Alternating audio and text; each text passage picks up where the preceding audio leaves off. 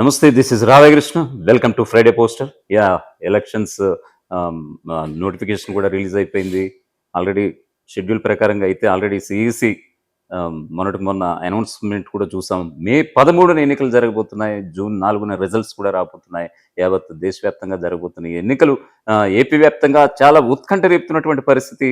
So ఈ క్రమంలో Friday poster ఓ రకంగా చెప్పాలంటే ఎలక్షన్ ట్రాక్ చేపట్టింది. సో ఈ క్రమంలో పిఠాపురం నియోజకవర్గం అత్యంత కీలకంగా మారింది. సో నెల క్రితం జరిగిన ఒక ఇంటర్వ్యూలో అక్కడ టీడీపీ మాజీ ఎమ్మెల్యే వర్మ గారు నిజంగా ఇక్కడి నుంచి మళ్ళీ పిఠాపురం నుంచి పోటీ చేస్తారని ఊహాగానాల నేపథ్యంలో ఆల్రెడీ ఆయనతో ముఖాముఖి కూడా చర్చించడం కూడా జరిగింది. సో ఈ క్రమంలో అక్కడ ఇప్పుడు టీడీపీ, బీజేపీ, జనసేన అలయన్స్ విషయంలో ఆయన ఖచ్చితంగా టికెట్ ఆశించారు. పవన్ కళ్యాణ్ అయితే ఖచ్చితంగా వస్తే కనుక నేనే తప్పుకుంటాను, బంగారపల్లెంలో పెట్టిస్తానని కూడా ఆయన ఆ రోజు చెప్పడం జరిగింది. నిజంగా ఆయన చెప్పిన మాట కట్టుబడి ఉన్నారు. ఆయన రాజుల వంశానికి చెందినవారు. ఆయన మాట తప్పలేదనేది విషయం నియోజకవర్గ వ్యాప్తంగా ఇప్పుడు చర్చనీయాంశంగా మారుతోంది. మరోవైపు ఆయన పొత్తు ధర్మాన్ని పాటించారంటూ కూడా అన్ని పార్టీల నుంచి కూడా ఒక గుడ్ వైబ్స్ అయితే వస్తున్నాయి. సో ఈ క్రమంలో నెక్స్ట్ ఐ థింక్ 2-3 రోజుల్లో పవన్ ఇక్కడ పిఠాపురం నియోజకవర్గ వ్యాప్తంగా పర్యటన కూడా సాగబోతోంది. ఆయన ప్రచారం కూడా మొదలు పెట్టబోతున్నట్లుగా సమాచారం. సో తన వంతు కృషి ఏ విధంగా చేయబోతున్నారు, టీడీపీ శ్రేణులకి ఎలాంటి దిశానిర్దేశం చేయబోతున్నారు, ఆయన పిఠాపురం తెలుగుదేశం నియోజకవర్గ నేతగా ఉన్నారు. సో ఈ క్రమంలో పవన్కి ఎంత మెజార్టీ ఇవ్వబోతున్నారు ఆయన మాటలోనే అడిగి తెలుసుకుందాం. నమస్తే అండి వరం గారు.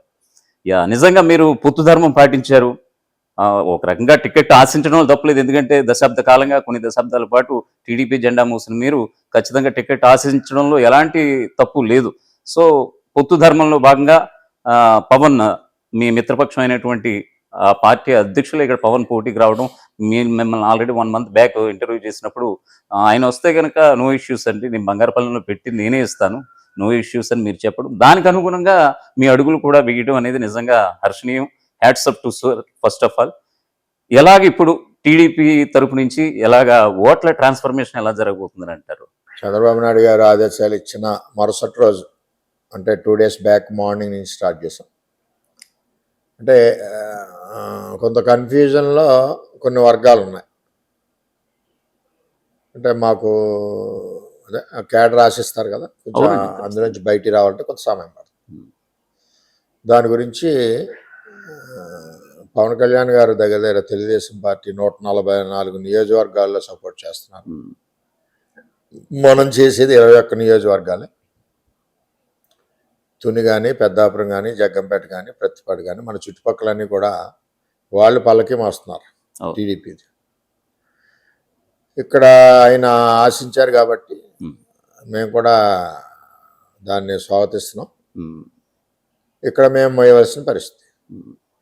ఆ ట్రాన్స్ఫర్ కరెక్ట్గా అవ్వడం గురించే రెగ్యులర్గా కొన్ని వర్గాల్లో మీటింగ్స్ చేయాలి. దగ్గర 3 విలేజ్ మీరు వచ్చేసరికి కూడా దుర్గాడ పార్టీ జాయినింగ్స్ అన్నది గోర్సా సర్పంచ్ జాయిన్ అయ్యాడు. వచ్చేసరికి మీటింగ్ అయ్యేది అంటే దుర్గాడ బీసీస్ లీడర్స్తో మీటింగ్ అయ్యింది. అంటే కొంచెం వాళ్ళకి సబ్జెక్ట్ అర్థం అవ్వట్లేదు. ఏమనుకుంటున్నారంటే ఇంకా మన పార్టీ అందులో కలిసిపోయిందాము, పార్టీ లేదేమో, ఎలాగా అని చెప్పి వాళ్ళుగా ఉంటే పార్టీ యాక్టివిటీ పార్టీలాగా ఉంటుంది. అలాగే పార్టీకి కూడా పవర్ ఉంటుంది.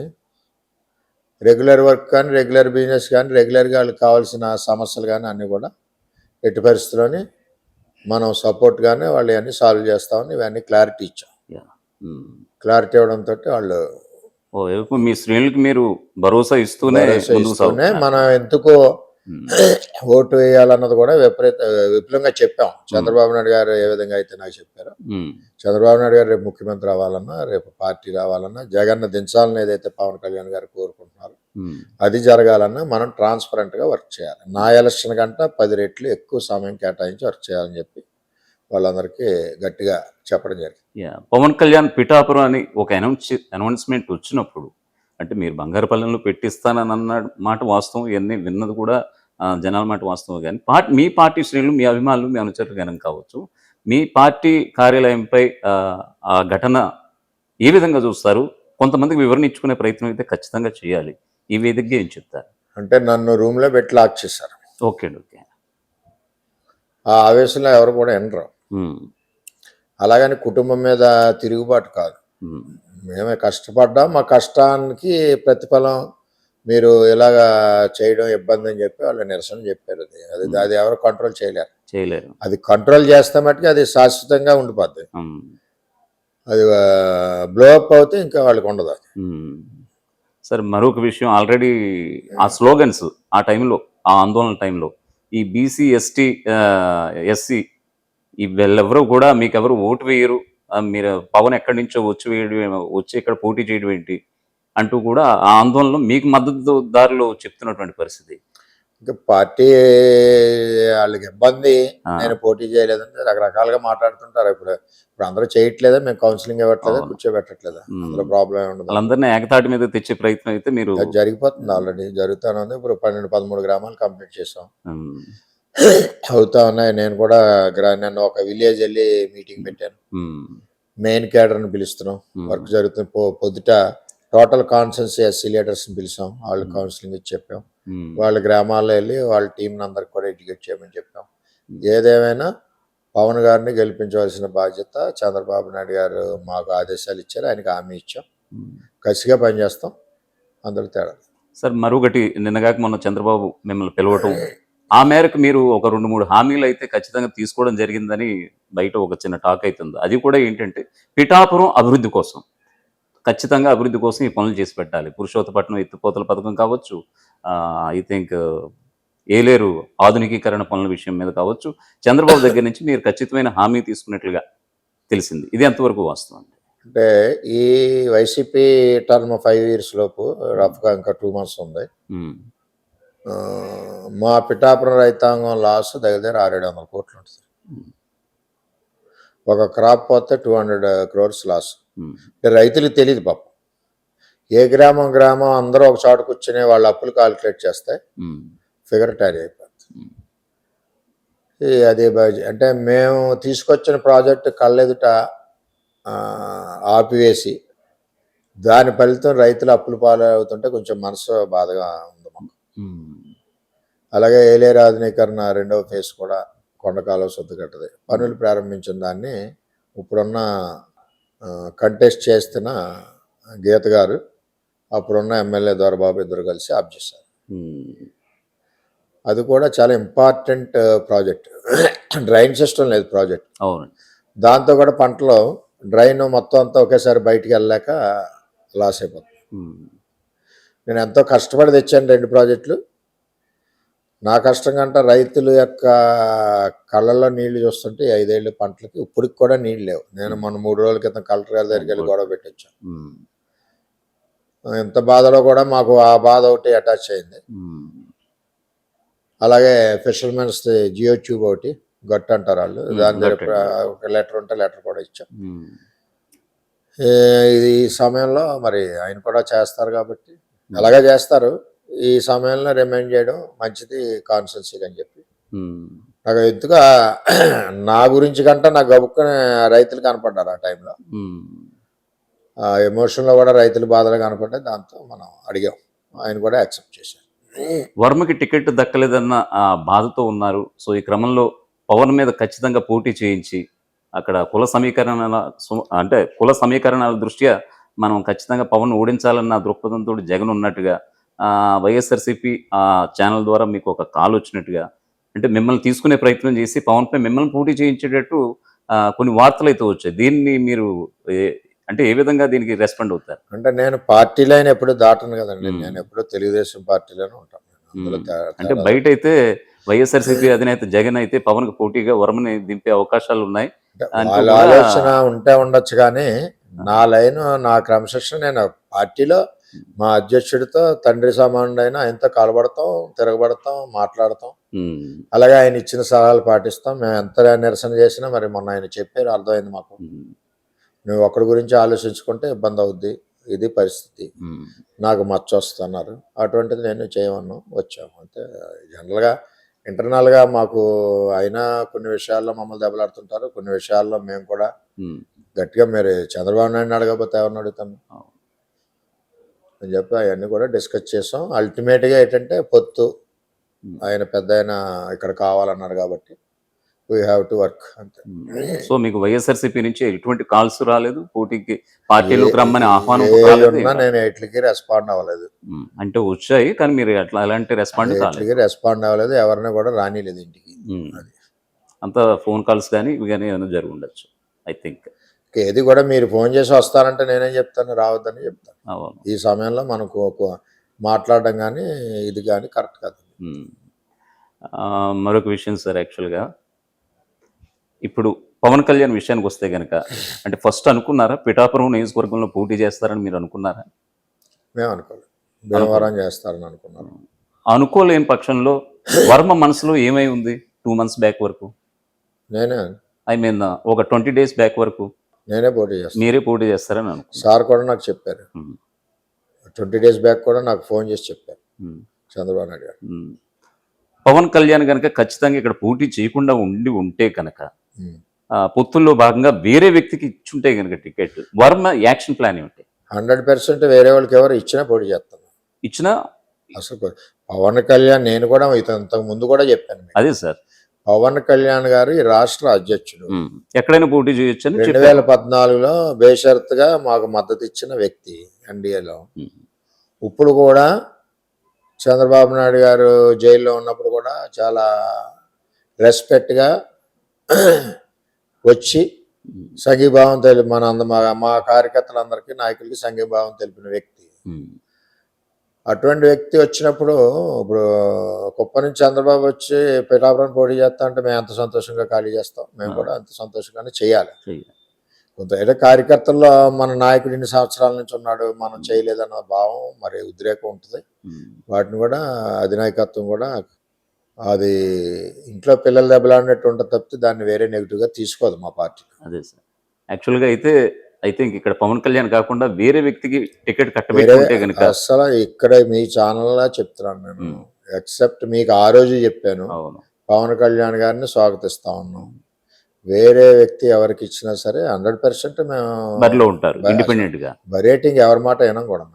సో ఇండిపెండెంట్ గా బరిలో దిగే ఛాన్స్. చంద్రబాబు నాయుడు గారు కూడా నాకు మొన్న కూడా చెప్పింది ఏంటంటే, పవన్ కళ్యాణ్ గారి మూలాన్ని నేను యాక్సెప్ట్ చేశాను, లేకపోతే సీట్ నీదే అని నాకు చెప్పారు కూడా. సార్ కూడా ఆయన అడిగినప్పుడు మనం కాదనకూడదు కదా అని చెప్పారు. క్లారిటీ అంతే. వర్మ నీకు అన్యాయం చేశాను 2014లో, ఓకే, ఇప్పుడు నీకోసమని చెప్పి ఆ టికెట్ ఇంకా అలాగే అట్టిపెట్టి ఉంచాను. చివరిగా మన మిత్రపక్షం అయినటువంటి జనసేన అధ్యక్షులు పవన్ కళ్యాణ్ పోటీ చేస్తానంటే నేనేమీ చేయలేకపోయాను అని మీకు చెప్పినట్టుగా సాక్షాత్తు ఒక ప్రెస్ మీట్లో నేను విన్నాను.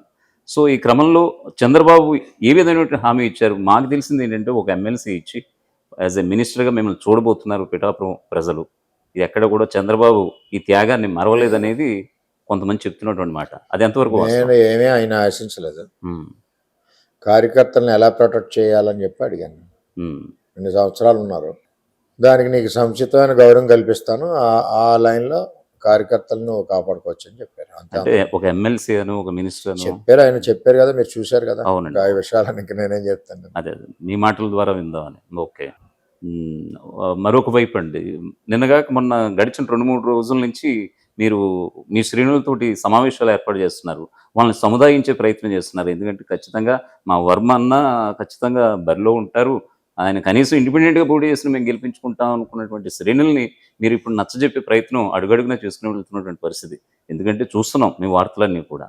సో ఈ క్రమంలో ఎలాంటి జనసేన, పాత జనసేన, కొత్త జనసేన అంటూ కొన్ని వ్యాఖ్యలు చేయడం జరిగింది. ఏంటండి పాత జనసేనకి కొత్త జనసేన వ్యాఖ్యలు? నేను చేయలేదు. ఫస్ట్ మేము కాన్స్టిట్యున్సీ మీటింగ్ పెట్టినప్పుడు కేడర్ అడిగారు కొన్ని సమస్యలు, అప్పుడు వాళ్ళు పెట్టిన ఇబ్బందులు ఇవి ఉంటుంటాయి కదా, రాజకీయాల్లో ఏముందో మా వాళ్ళు అటు పెడుతుంటారు, అటు ఇటు పెడుతుంటారు. వాటికి ఆన్సర్ నేను చెప్పాను. ఎందుకంటే ఇప్పుడు మనం కలిసినప్పుడు సాన్నిహిత్యం ఉండాలి, స్నేహం ఉండి భావం పెంపొందించాలన్నప్పుడు, వాళ్ళ మనసులోది బ్లో అప్ అయినప్పుడు దానికి కొంత సమాధానం చెప్పాల్సిన అవసరం ఉంటుంది నాయకుడిగా. ఆ ప్రాసెస్లో మాట్లాడడం తప్పితే ప్రజాంటే ఇప్పుడు కలిసి వెళ్ళాలి. ఏదైనా విలేజ్ ఉంది, అక్కడ మా వాళ్ళు సహకరించాలి, వాళ్ళు సహకరించాలి. మరి కలిసి వెళ్ళకపోతే కార్యక్రమం జరగదు కదా. దాని దృష్టిలో ఇది వరకు అంటే రీసెంట్గా కొన్ని విషయాలు జరిగినాయి. అవన్నీ ఇప్పుడు మనం ఎలక్షన్ చేసే ముందు మాట్లాడుకోవడం కూడా అనవసరం. అది అందరికీ వాళ్ళకే తెలుసు, వీళ్ళకే తెలుసు. దాంట్లో భాగంగా మా వాళ్ళు ప్రశ్నలు అడిగితే మాట్లాడి చెప్పాం, తప్పే ఉంది. ఏదో కొన్ని ఛానల్స్ ఆ చెప్పి ప్రాసెస్లో కంటెంట్ పూర్తిగా అంటే అర్థం అవుతుంది. అవునండి. ఆ ప్రాసెస్లో అవసరమైంది తీసి దాన్ని వరస్ట్గా చూపిస్తే అది మనం ఏం చేయలేం.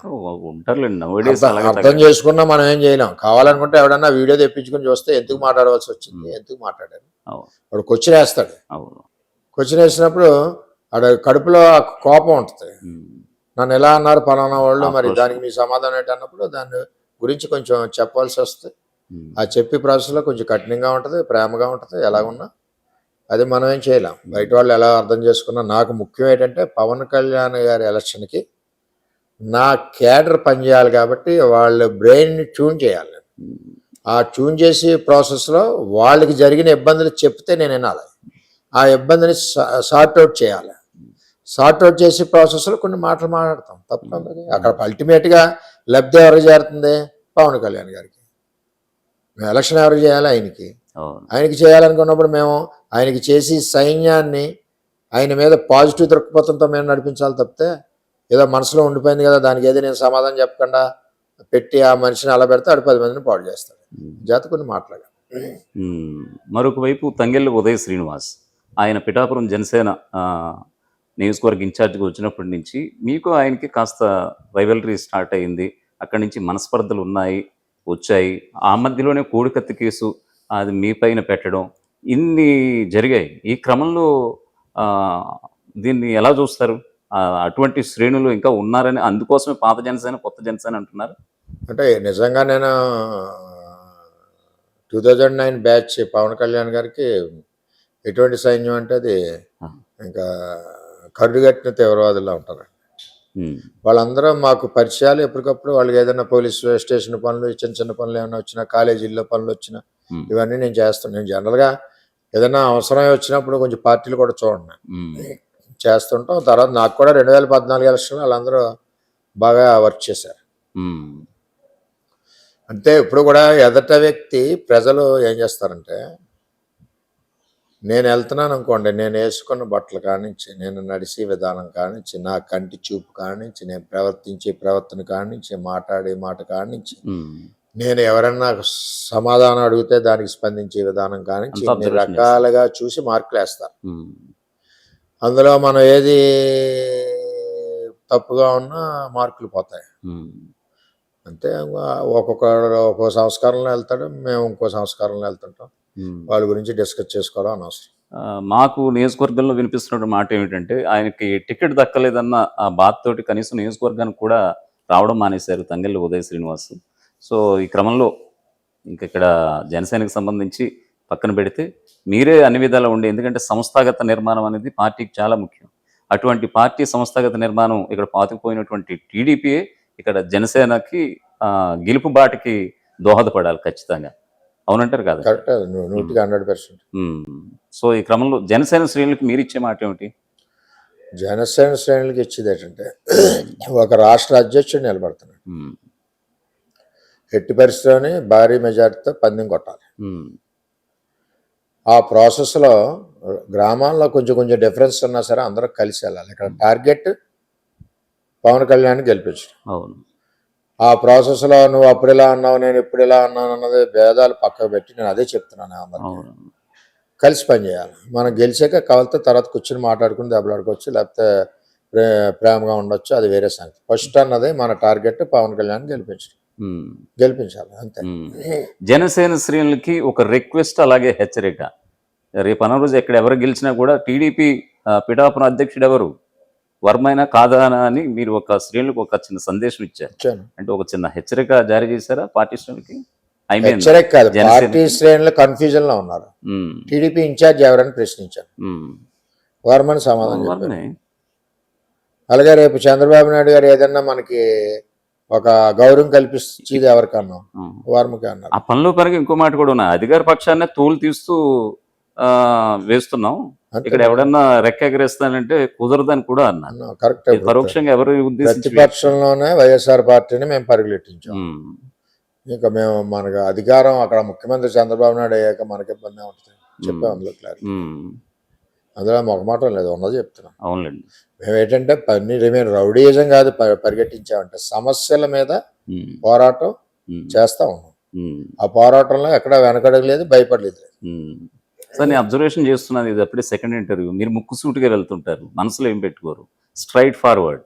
ఇది మీకు ఐ మీన్ రేపు సంయుక్తంగా కొన్ని మీటింగ్స్ అవి పెట్టాలని అంటే కొంచెం ఇబ్బందా, ఎవరన్నా ఫీల్ అయ్యే అవకాశం ఉందా? నాకు పని ఏంటండి, నేను నటించడం అన్నది నేను నటించను.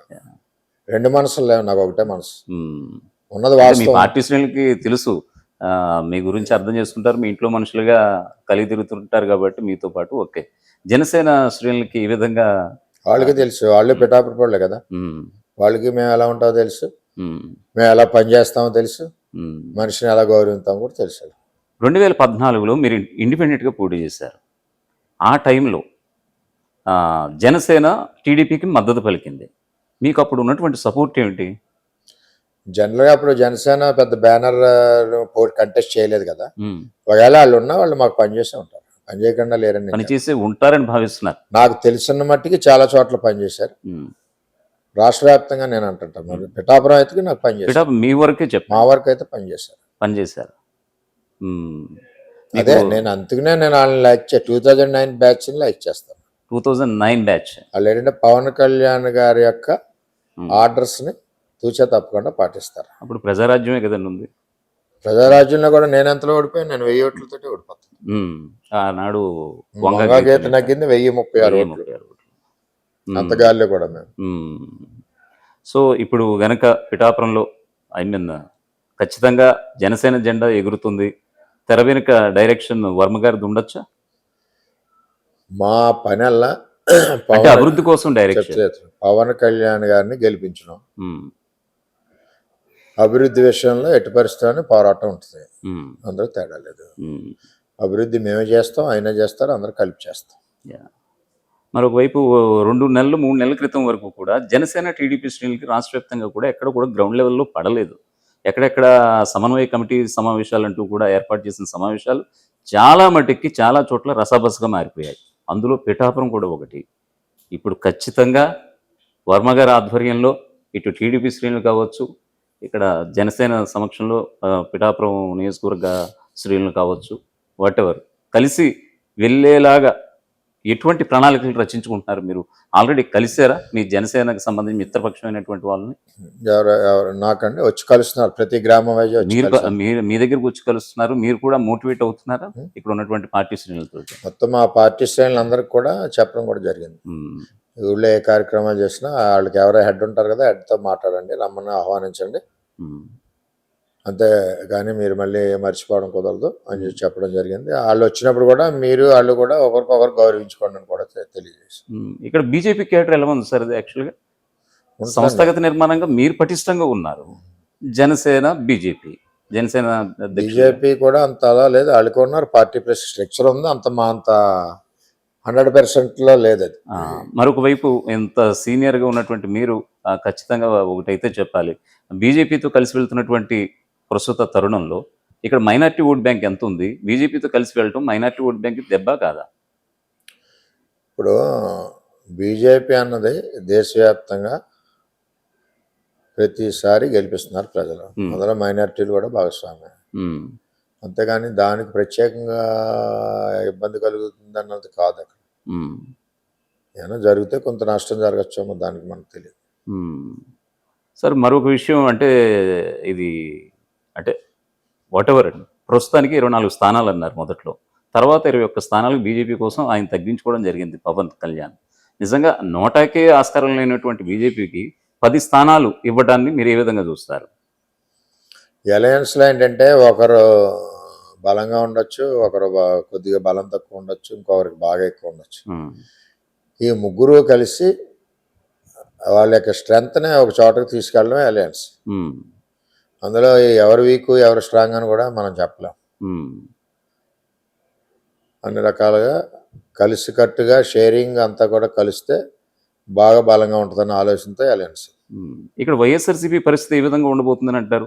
ఖచ్చితంగా మీరు ఒక స్ట్రాంగ్ లీడర్, మీరు ఆల్రెడీ చూస్తున్నాం ఇక్కడికి వచ్చే కార్యకర్తలు మీరు సముదాయించే విధానం కావచ్చు, మీ పిలుపునిచ్చుకుని ఆ దిశగా అడుగులు వేసే వాళ్ళు ఇక్కడ ఓటర్లు కావచ్చు, ఎంత మెజార్టీతో జనసేన అభ్యర్థిగా పవన్ కళ్యాణ్ గెలవబోతున్నారు? ఆల్రెడీ మనం గతంలో మాట్లాడుకున్నట్టుగా అంత మన భారీ మెజార్టీతో గెలుస్తారు ఆయన, అంతనే మనం ఇప్పుడప్పుడే చెప్పలేం. 2014లోనే మీరు ఒక చరిత్ర లిఖించారు దేశవ్యాప్తంగా. దాన్ని బీట్అవుట్ చేస్తుందా పవన్ కళ్యాణ్ రిజల్ట్? ఇంచుమించు అలాగే ఉండొచ్చు. అలా ఉండొచ్చు అంటారా? ఇక్కడ వంగ గీత పరిస్థితి ఏంటంటారు? ఆవిడ వైఎస్ఆర్సీపీ అభ్యర్థిగా పోటీ చేస్తున్నారు. ఏంటి వాళ్ళకు ఉండేటువంటి రిమార్క్స్ ఏంటి? వాళ్ళపై వాడికి ఉన్న మీరు main గుర్తించే remark- ఆరోపణలు ఏమిటి? మెయిన్ రిమార్క్ ఏంటంటే 5 years అయ్యింది, మొన్న 3 weeks నుంచి తిరుగుతుంది, 1 month నుంచి. ఉమ్, ప్రజలను వదిలేయడం మెయిన్ రిమార్క్. ఉమ్. మీరు పిఠాపురం నియోజకవర్గ ఇన్ఛార్జిగా ఉన్నారు కాబట్టి జనసేన తరపు నుంచి మంగళగిరి నుంచి కావచ్చు, తాడేపల్లి నుంచి కావచ్చు, మీకు ఎవరన్నా ఒక కీలకమైనటువంటి నేతలు ఫోన్ చేశారా? మిత్రపక్ష నేతగా ఉండి థ్యాంక్ యూ సో మచ్ అండి, మీరు బరిలో నుంచి మాకు తప్పుకుని మాకు ఇంతలా సపోర్ట్ చేస్తున్నందుకు. ఎవరు చేయలేదు, వాళ్ళ వర్క్ లో బిజీగా ఉంటారు, చేస్తారమ్మ చూద్దాం. చేస్తుంటే బాగుండు కదా, మీకు అనిపించలేదా? అయ్యే వాళ్ళ ఇష్టాల మీద ఉంటుంది, దాన్ని మనం క్వశ్చన్ చేయడం కరెక్ట్ కాదు. సో ఇప్పటి వరకు మీకు జనసేన సబ్జెక్ట్ వల్ల మా పార్టీ లీడరు, ఉమ్, మా వర్క్ సబ్జెక్ట్. ఉమ్. సో ఇప్పుడు మీరు కలిసి వెళ్ళాలి కాబట్టి మీరు ఎలాంటి కార్యాచరణతో మీరు సిద్ధంగా ఉన్నారు? మా కార్యాచరణ వల్ల తెలుగుదేశం పార్టీ ఓటు 100% ట్రాన్స్ఫర్ అవ్వాలనే ఉద్దేశంతో పనిచేస్తున్నాం. ఓకే, మీరు తీసుకొచ్చే డెవలప్మెంట్ అంటే ఐ మీన్ పవన్ కళ్యాణ్ ఎదురుండి వర్మ చేసే యాక్షన్ ప్లాన్ ఏమిటి అభివృద్ధి పరంగా? పిఠాపురం మరీ ముఖ్యంగా పిఠాపురం టౌన్ విషయానికి వస్తే కనుక టౌన్ విషయానికి ఇదివరకు ఆల్రెడీ మేము ఎటువంటి ప్రపోజల్స్ పెడతారు? ఇదివరకు ఆల్రెడీ అండర్ గ్రౌండ్ డ్రైనేజ్ పెట్టాం పిఠాపురం టౌన్కి, గొల్లప్రోల్ టౌన్కి, మేజర్ విలేజెస్కి, చేబ్రోలు, తర్వాత చిత్రాడ, కొండవరం, ఇలాగ 4 విలేజెస్కి ప్రపోజల్స్ మధ్యన ఆగిపోయినాయి. ప్రజలకు కూడా తెలిసేది, అవి పూర్తి చేయాలి. అవన్నీ పూర్తి చేయడానికి సిద్ధం. ఓకే, ఇక్కడ ఒకవేళ వచ్చి అక్కడ అధికారంలో ఒకవేళ మళ్ళీ వైఎస్ఆర్సీపీ సర్కార్ వస్తే అవ్వవు, మళ్ళీ ఫైట్ చేయాలి మొత్తం అందరూ కలిపి.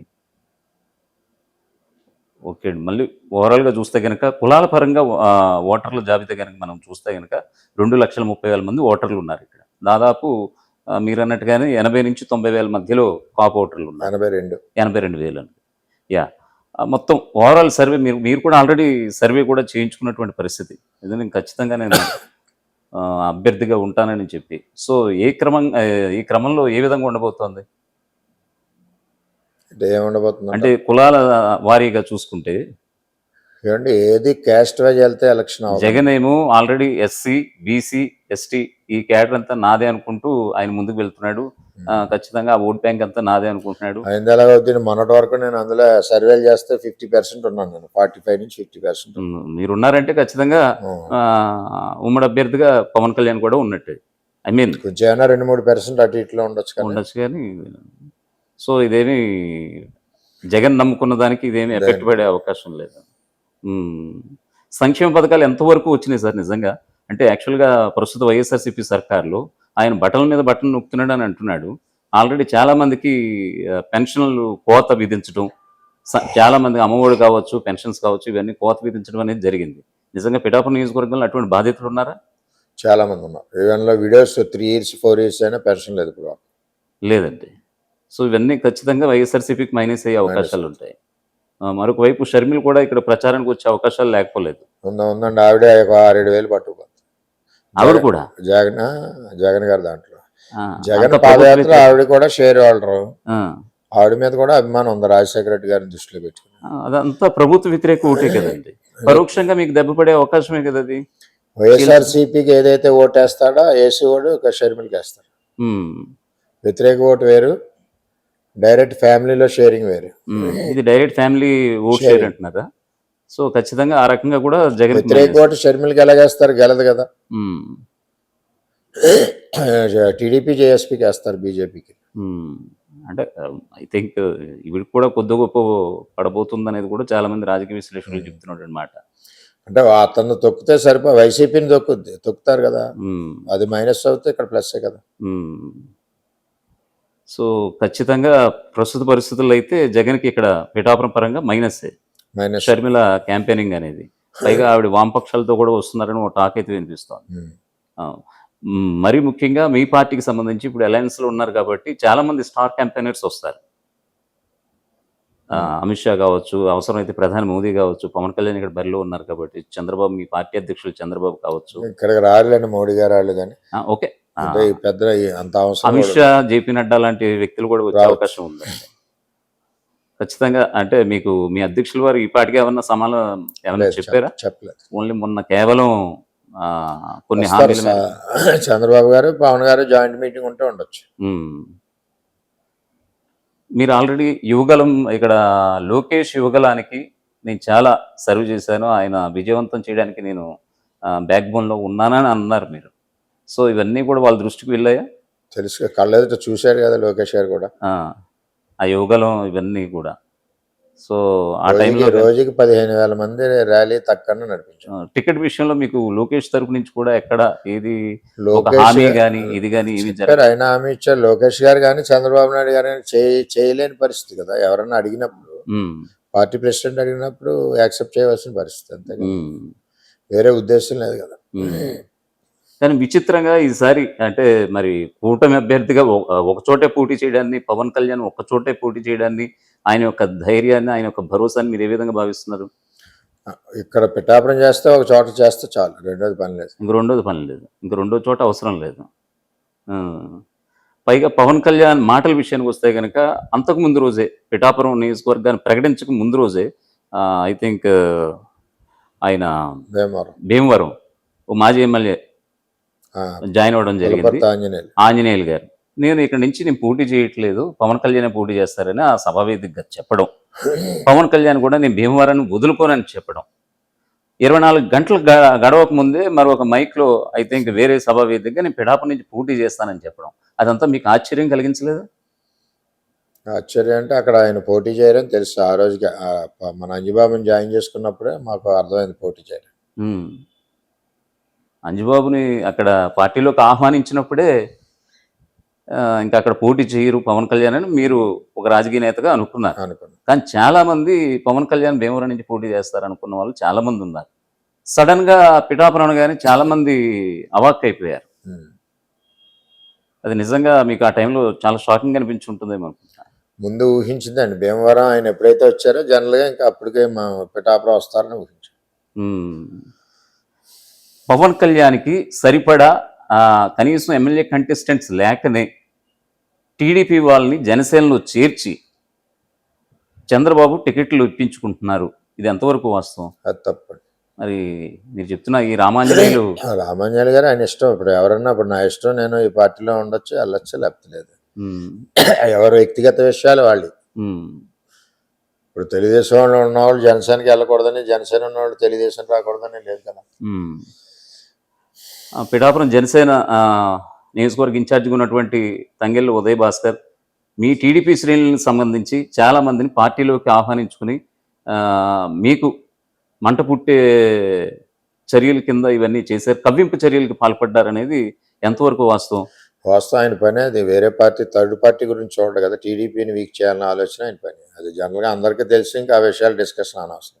లేదులేండి, ఇది మీ నియోజకవర్గం వరకే కాదు కదా, ఇప్పుడు స్టేట్ వైడ్ వర్మ అనేది ఇప్పుడు చాలా హాట్ టాపిక్ గా మారింది. ఖచ్చితంగా టీ టైం అధినేత తంగెళ్ళ ఉదయ్ శ్రీనివాస్ ఏమయ్యారు నియోజకవర్గంలో ఎక్కడ కాన్ రావట్లేదు, టికెట్ లభించలేదని ఆయన ఎక్కడన్నా అలకపాను పెక్కాడా అని కొంతమంది, లేదు ఎంపీగా కూడా ఆయన ట్రై చేసుకుంటున్నాడు ఆయన తంగెళ్ళ ఉదయ్ శ్రీనివాస్ అని ఆయన అని కొన్ని టాక్లు అయితే నడుస్తున్నాయి. ఇవన్నీ పక్కన పెడితే గనక ఆయన నియోజకవర్గ ఇన్ఛార్జిగా ఉన్న సమయం నుంచి కనుక చూస్తే గనక మీకు ఉద్దేశించి కవ్వింపు చర్యలు పాల్పడ్డారు. అందుకే వర్మకి మంట పుట్టింది ఆయన చర్యలకు కానీ ఇవి కానీ. అటువంటి మేము పట్టించుకునే విషయాలు. రన్నింగ్ ట్రైన్లో ఎక్కువ ఎక్కుతాడు, దిగుతాడు. కానీ కొంచెం మంచి ప్యాసింజర్లు ఉన్నప్పుడు వాళ్ళని మేము ప్రొటెక్ట్ చేసుకుంటాం. ఇప్పుడు తంగెళ్ళ ఉదయ్ శ్రీనివాస్తో మీరు పనిచేయాల్సి వస్తే నేను సిన్సియర్గా చంద్రబాబు నాయుడు ఆదేశాల మేరకు పవన్ కళ్యాణ్ గారికి పనిచేస్తున్నాను. వాళ్ళు పనిచేసేవాళ్ళు వస్తే పనిచేస్తుంటారు, మా టీం ఉంటుంది కదా, వాళ్ళతో పనిచేస్తాం. మీరు ఇచ్చిన సూచనల మేరకి ఆయన ఏమైనా విభేదిస్తే మేము మా సూచనలు పాటించమని కూడా మేము అనం. మేము పనిచేసే విధానం పవన్ కళ్యాణ్ గారు నచ్చితే దాని ప్రకారం వెళ్తాం, నచ్చకపోతే ఇలా వెళ్ళమని చెప్తే ఆయన సలహా ఇస్తే దాని ప్రకారం వెళ్తాం. పిఠాపురం నియోజకవర్గం 3 మండలాలు, ఒకటి నగర పంచాయతీ, ఒకటి మున్సిపాలిటీ, మొత్తం పిఠాపురం నియోజకవర్గ వ్యాప్తంగా 50 నుంచి 55 గ్రామాలు. ఎక్కడ ఆ, ఓట్ల విషయానికి వస్తే కనుక ఎక్కడ పటిష్టంగా ఉండాలని మీరు భావిస్తున్నారు యాజ్ ఎ సీనియర్ లీడర్గా? మీరు మీరు ఐ మీన్ ఖచ్చితంగా ఇక్కడ క్యాంపెయినింగ్ అయితే ఖచ్చితంగా 3-4 రోజులు చేయాల్సి వస్తుంది. ఇక్కడ జనాల్ని మనం ఖచ్చితంగా ఆకట్టుకోవాలి. అంత గట్టిగా పోరాడవలసిన ఏరియాస్ అయితే ఏమి లేవు. ఇక్కడ వైఎస్ఆర్సీపీ కూడా అంతే ధీటుగా ఉంది కదా సార్. నేనే 52,000 హౌసెస్ డోర్ టు డోర్ చేశాను. ఉమ్, 168-170,000 వాటర్స్ని కలిసాం. ఉమ్, అంత అవసరం లేదు. ఆయన కూడా ఆయన ఇష్టాన్ని మనం ఏం కాదన్నాం. ఓవరాల్గా 2-3 క్యాంపెయిన్ చేస్తే సరిపోతుంది నా ఉద్దేశం. ఉమ్, అంటే ఆయన సర్వీసెస్ ఇంకా రాష్ట్రానికి అవసరం కాబట్టి. ఉమ్. ఇప్పుడు మీరు సంయుక్తంగా డోర్ టు డోర్ వెళ్ళాల్సిన అవసరం ఉందని నేను అంటున్నాను. ఖచ్చితంగా ఇంకా డోర్ టు డోర్ పని లేదండి. ఇంక లేదంటారా? వర్మ మాటే శాసనం అంటే శాసనాన్ని కాదు, ఆ గ్రామంలో మీటింగ్ పెట్టేసుకుంటే సరిపోద్ది.